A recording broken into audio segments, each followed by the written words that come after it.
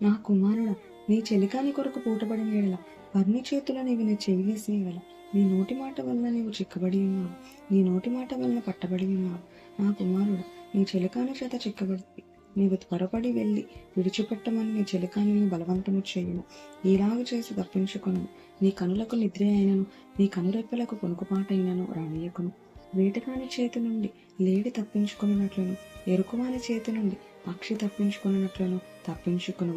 సోమరి చీమల యొద్దకు వెళ్ళుము, వాటి నడతలు కనిపెట్టి జ్ఞానము తెచ్చుకొను.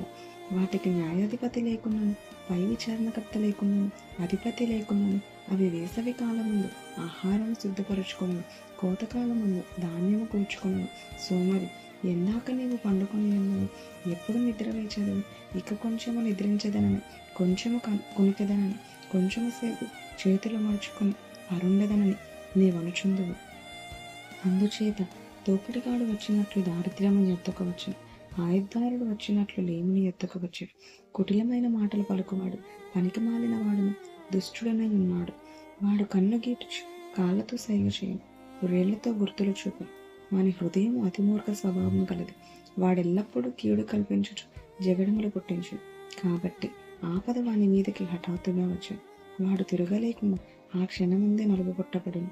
యెహోవాకు అసహ్యములైనవి 6 కలుగు, 7 ఆయనకు హేయములు.